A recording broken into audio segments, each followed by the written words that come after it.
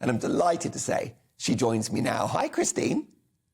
Hello, Mark. I'm so sorry about your voice, but can I say a great big thank you for hanging on at least to talk to me, because I would not want to be handed over to somebody else. Well, listen, there's no way I would share you with anyone else, Christine. The only person I would consider sharing you with is Neil, and even that's a stretch. Oh, certainly not. No. He's asleep downstairs. He's snoring in the chair. Listen, congratulations. Big moment for the family. He is now the leader of a national political party, one of significant national profile, UKIP. Has it gone to his head? Is he bossy at home now? Oh, heavens no. I mean, we met when we were 18, so, I've ruled the roost ever since, so absolutely not. But going into politics second time round was absolutely his idea, not mine. And I'm marginally horrified, but obviously, as always, I will support him. But this time I am honestly taking a bit of a backseat. But no, In some certainly ways, not, of course. Well, I tell you, to be perfectly honest, people often say, who wears the trousers? Well, the answer is that we wear a leg each, but I decide which pair we put on in the morning, and that is the important thing. Well, I'll bring the belt next time I'm round. Christine, he is a gifted communicator with a long career in public life, and it feels right that he should become the leader of a political party because he's got a lot to say, a lot of experience, and he's got fire in his belly still. Absolutely right. And he's a great man for the job. And there is so much to be said. I mean, people were criticising I can't remember what you called it now, your rant, your monologue. Oh, yeah, my big opinion. Your big opinion, that's right, your big opinion at the beginning. But, I mean, there's a huge void in British politics at the moment because the government has so veered. I don't want to get straight into politics, but here we go. The government has veered so far to the left in all sorts of spheres, whether it's, economics or et cetera, or not stopping immigration, et cetera, and the idea that because Brexit is done, that's fine, we can all forget about it. It's far from done, and there's a huge job to be done. And to me, the Tory government just doesn't seem to be up to it. So there is a big gap in British politics which has to be filled. And at the moment, the problem is that the various groups and parties that are filling that gap are all splintered. They need to somehow get their act together and fill that void properly. Well, and that's what Neil's trying to do. Well, that's right. I mean, Neil is one of the big beasts in the political jungle. He is one of the best-known politicians in the country. So I think he's got the pulling power to get the job done. And it's important that he, along with other voices, hold the Prime Minister's feet to the fire on COVID measures, on freedom, on the economy, and on the migrant crisis in the Channel, of course. Absolutely right. I was listening to your discussion earlier about these latest COVID restrictions. Am I right that 2 people in this country have got this new variant? Yeah, 2. And yet we're all now got to wear masks when we go into a shop, and goodness knows what. I went into a supermarket this afternoon. We went off to have our booster jabs. And afterwards, we just went off to a supermarket to get a few odd things. And I don't wear a mask in a shop. And I got some rather filthy looks, I noticed today, rather more than normal. Whether they kind of heard the news, which I hadn't, I don't know. But it's just mind-blowing the way all our freedoms are being restricted. And the gentleman earlier was talking about missed operations and misdiagnosis. Everything has been sacrificed on the altar of COVID, and we've just got to learn to live with the darn thing. It's not pleasant, and for people who get it, and obviously a lot of people have had it very seriously, but people have died of all sorts of other things while COVID's been going on, and that's just been overlooked. So tell me about your early life. What did the little girl, Christine Hamilton, I believe Mary Christine Hamilton, want to be when she grew up? Oh, very simple. All I wanted to do was marry a farmer. I had my farmer in mind. He was my brother's best friend, and something went wildly wrong, and I ended up marrying a fledgling politician. We met at the Federation of Conservative Students Conference back in 1969 up in Swinton Castle. So we were at separate universities, but the Conservative Association, 2 people from each University Conservative Association were able to go to this conference, and that was it. The die was cast, and I've been hooked to the political wagon ever since. I mean, I absolutely loved it. I mean, I went to Parliament long before Neil did. I went to work there as soon as I'd Yeah. finished university. I went to, some of your older viewers might remember Sir Gerald Nabarro. I can sense a large swathe of people saying who, but he was very, very well known at the time, and that's who I started working for. And I had a great fun. I mean, I loved it at the Palace of Westminster. It was a tremendous place. And I initially, actually, by then, I'd finished the farmer's wife business, and I wanted to be an MP. But getting to the House of Commons and actually seeing it, that's why I went there, to have a look at it full time, at close quarters. When I got there, I very quickly realised that I actually hate confrontation. I don't like, all that argumentative and all this sort of business. And I can always see, or nearly always, too many sides of a particular point. So it was Yeah. not the job for me, but I've always been very happy, just behind the front line, I sometimes was, pushing to the front line.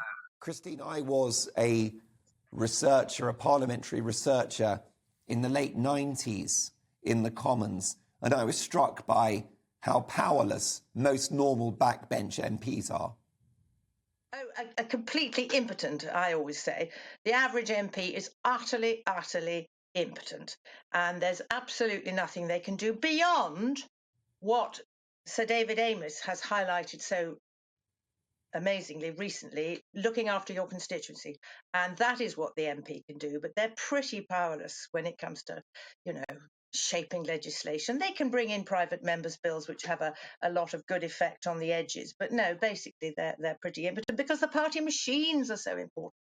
And there's a limit to how often you can go on rebelling and still stay in the game.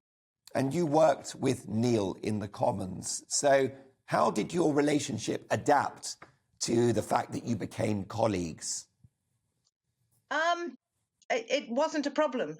We've really just spent our entire life working together. It really wasn't a problem.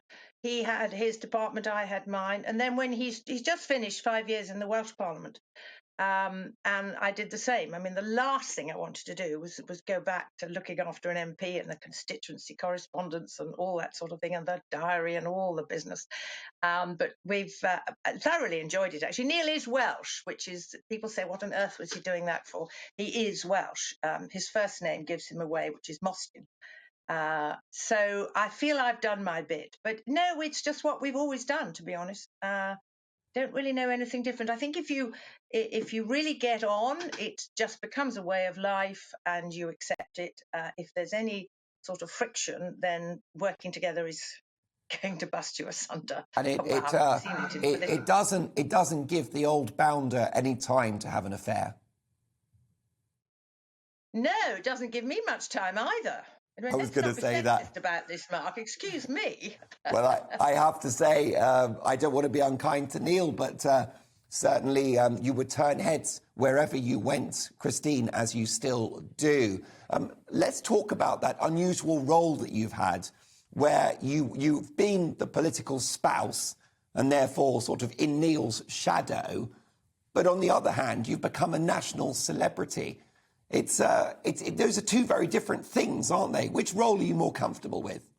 Well, up until 1997, when we hit the headlines, I wasn't even a household name in my own household. And then suddenly all hell broke loose. And I got described everything. I was, the monstrous liability, to describe Lady Christine Hamilton as Lady Macbeth is to insult Lady Macbeth, was what a journalist called John Sweeney said about me. And I was, the wife from hell, etc., etc. And I was also called a battle axe. So when Neil lost his seat in 97, and there I obviously lost my job, so we were both suddenly unemployed in rather unpropitious circumstances. It was, what the hell are we going to do now? We had no income at all, suddenly back. So Neil came up with the idea. He said, look, we've got to turn a liability into an asset. And you've been described as a battle axe. Write a book, Christine Hamilton's book. He came up with the title, Christine Hamilton's Book of British Battle Axes. It was just, this was ages ago, 97.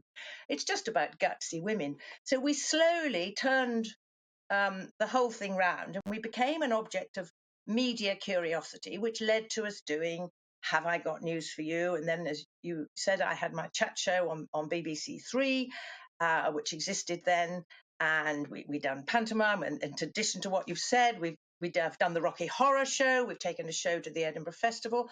And for 20 years or so, really, we lived in a showbiz world, which was great fun. And it was very, very refreshing for me in particular to be out of politics. And I reckon we now have a much wider and more eclectic group of friends because of all our ridiculous showbizy stuff that we've done than we would have done if we'd stayed in frankly boring old politics.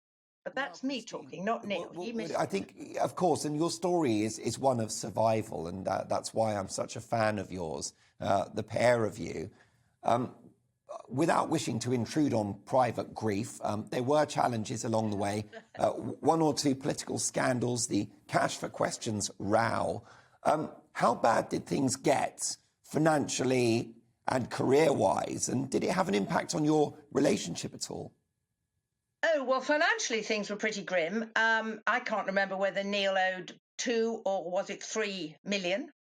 He was made bankrupt, but as he says, if you can't pay the first nought, it doesn't really matter how many noughts there are afterwards.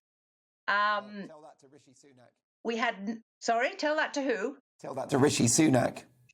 Tell that to Rishi Sunak. With the national debt. And yes, it was very, very tricky. I mean, I think the first year after he lost the election, which was, no, not after he lost the election, we began to make a little bit of money from the media. I mean, you get paid to do Have I Got News for You and things like that. But no, times were very grim. We had very little money. I was able to earn money without the trustee in bankruptcy grabbing it, but Neil couldn't earn anything really beyond what they describe as basic subsistence. So it was quite grim, but it didn't really change our relationship at all. I mean, there were tough times, but I think I referred to it earlier. If there are problems in your marriage, something like that is going to bust it apart. But if there aren't any problems, it actually just makes you a lot closer. And I think the big difference for us, as opposed to other scandals, I don't want to rake things up and name any names, but everybody knows who they are, who've had scandals of a sexual nature where it's always the husband has strayed. Then you go back in, having faced the media, the pair of you, you go back in behind the closed door and you have this great big cloud between you because he's done it. I'm not going to name the names, but you know who I'm talking about. Of course. Whereas we never had that. You go back inside the door and it's you against the world, and it actually just, if there was any room for it, makes your relationship even stronger. Now, I know you've got a lovely, lovely house, and it's quite the picture of domestic bliss, including the dog and the many grandchildren as well. What is it? No. Where's the dog? I thought I could hear something in the background. I thought it was a canine. It might be my chair squeaking. No, I'm afraid we have no dog. No. Oh, you got no dog? Well, the cat. The cat. You've got. We all watched the Duke of Edinburgh's funeral together with Florence the cat on my knee. She was a stray. She came in from the farm next door, and she just settled in here. I mean, she would always wanted to be where we were. Everything. And we all got up after the funeral and we have not seen her since. I shall burst into tears. Oh, no, I'm sorry to hear that. I hope she reappears. So you're obviously very well set up now. Did you lose your home in the end, Christine?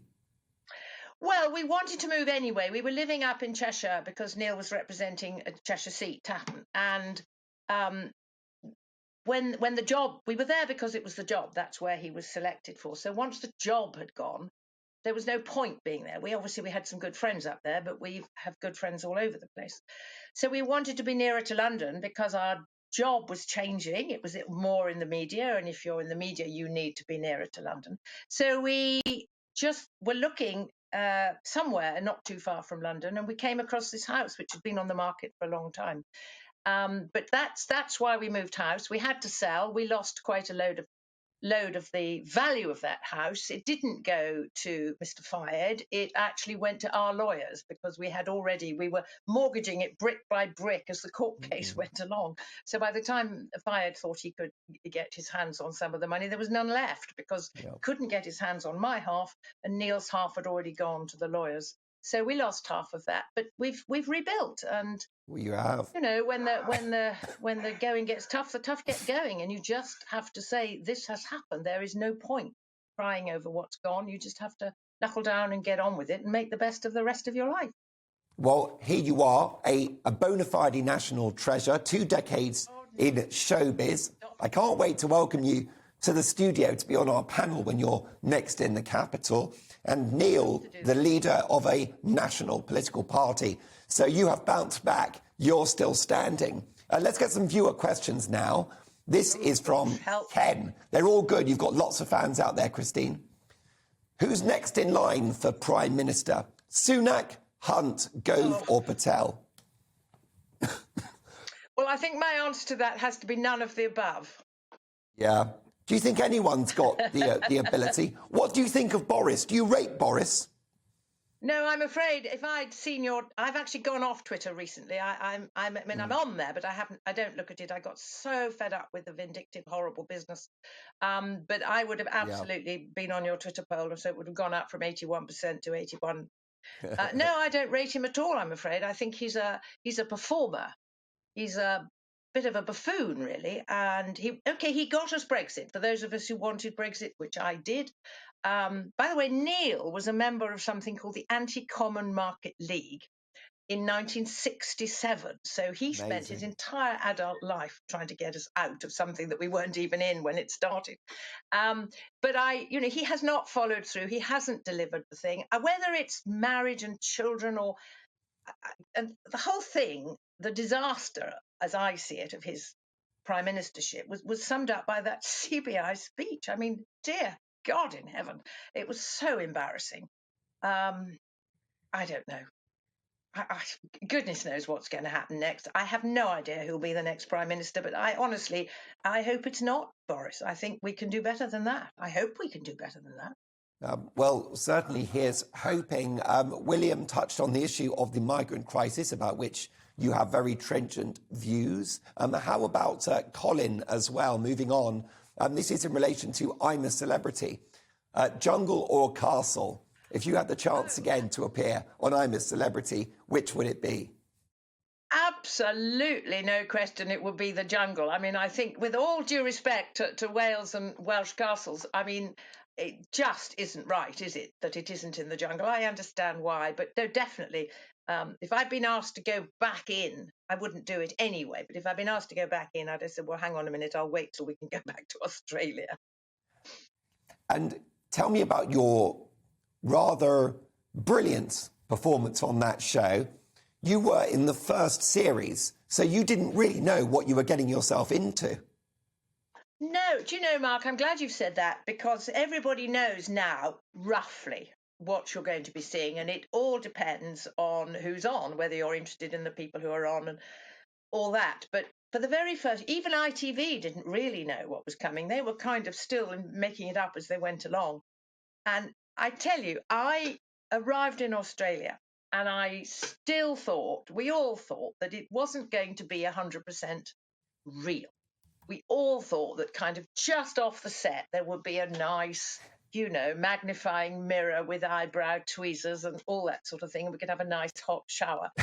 And so it was a bit of a shock when we began to realise, before we got dumped in there, we did begin to realise that this really was for real. And it's a lot more, in a way, it's a lot more cushy now. They're allowed to take all sorts of things in. You see them wearing bits of clothing and headgear, and we weren't allowed any of that. We could have one luxury, and I stretched it by saying, could I have a notebook and a biro, which they gave me, and it was the best thing ever, because I was A, able to keep a diary, and B, when things were getting really bad, I could put my head down into my notepad and I could write, Tony Blackburn, who won, if you don't shut up, I shall scream. Will you please stop talking? I'm trying to enjoy and you could write what you couldn't say. Yes. But I loved it. I really did. I thought it was fabulous fun. It was terrific. And I would have thought it brought you to an even wider audience. Well, what it did, and I did not realise this isn't why I did it. It just was an opportunity to earn a bit of money. Nothing like what they get now, I hasten to tell you. Yeah. And they asked me first of all in the January of that first year, and I said no because life was quite grim. We'd got, trustee in bankruptcy on our shoulders, and I just thought, do I really need the hazy thing that they told me, rice and beans and snakes and all that. I thought, anyway, they came back. They obviously hadn't got their middle-aged mother hen. I was middle-aged in those days, 20 years ago. You still are, darling. No. I was 72 the other day, if you can believe it. That's incredible. You look amazing. Happy birthday. Well, darling, it's the lighting, You do look great. I really didn't want to do it, but I've forgotten the question. Oh, yes. Well, did it change your... Yeah, go on. I've remembered. Because I thought I was not the most popular woman in the country. And I thought everybody's going to hate me and it's going to be awful and I'm going to be humiliated and I'm going to come out wishing I hadn't done it. But in fact, what it did, it completely changed people's opinions because instead of seeing me the way that the press had portrayed me, as the wife from hell and worse than Lady Macbeth and all that sort of bollocks. I'm a pussycat, not even a battle axe, for heaven's sake. Correct. They suddenly saw that actually I was, quite nice. I was kind to animals. I was kind to other people. I'd got a sense of humour. And, I was a human being. I don't think a lot of them even thought that I was.